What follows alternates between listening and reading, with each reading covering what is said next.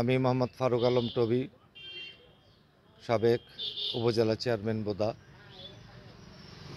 আসন্ন ষষ্ঠ উপজেলা পরিষদ নির্বাচন আগামী 21শে মে 2024।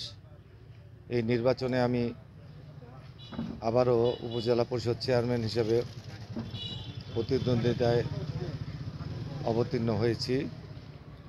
আমি গত 5 বছর যে চেয়ারম্যানই করেছি, আমার চেয়ারম্যানের সময় আমি বোদা উপজেলা পরিষদ সহ আমাদের অন্তর্ভুক্ত সকল দপ্তর এবং অন্যান্য বিষয়ে সম্পূর্ণভাবে আমি দুর্নীতিমুক্তভাবে আমি এই প্রশাসন এবং উপজেলা পরিষদ চালিয়েছি।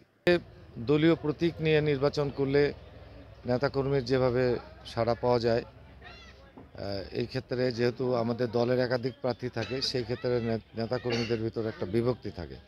তারপরে আমি অত্যন্ত ভাগ্যবান যে আমার তৃণমূলের নেতাকর্মী সহ ইউনিয়ন পর্যায়ে যে সকল নেতাকর্মী আছে, তার প্রায় সিংহভাগ অর্থাৎ প্রায় শতকরা 90 জনই আমার সঙ্গে আছেন। তারা আমার সঙ্গে ভোট করছেন এবং আমার জন্য তারা গ্রামে গঞ্জে বাড়িতে বাড়িতে গিয়ে ভোট প্রার্থনা করছেন এবং আমার জয়ের পিছনে তাদের প্রথম লক্ষ্য হলো উপজেলা পরিষদ যেন মানুষের জন্য একটা অভয় মানে কোনো রকম বিনা বাধায় যেন মানুষ উপজেলা পরিষদে যেতে পারে, কোনো ভীতি না থাকে এবং মানুষ যেন মনে করে যে আমাদের একজন অভিভাবক এখানে বসে আছেন। এই মানুষের ভিতর এই ধারণাটাকে স্থাপন করা।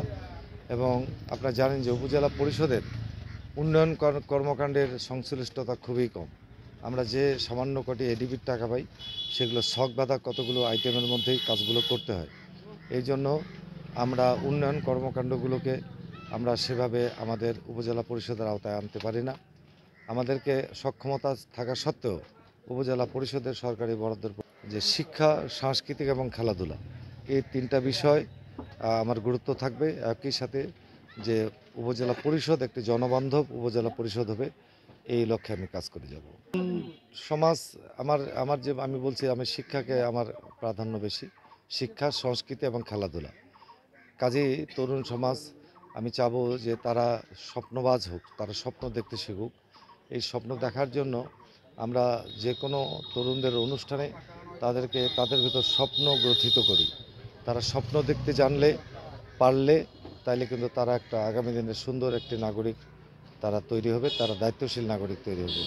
আমার লক্ষ্য তরুণ সমাজ যেন আগামী দিনে দায়িত্বশীল নাগরিকের ভূমিকায় তারা অবতীর্ণ হতে পারে, দায়িত্বশীল নাগরিক হিসেবে নিজেদেরকে প্রস্তুত করতে। প্রতিপক্ষ তো থাকবেই, প্রতিপক্ষ নিয়ে আমার কোনো আলোচনা নেই, আমি আমার আলোচনাই করতে পারবো। প্রতিপক্ষ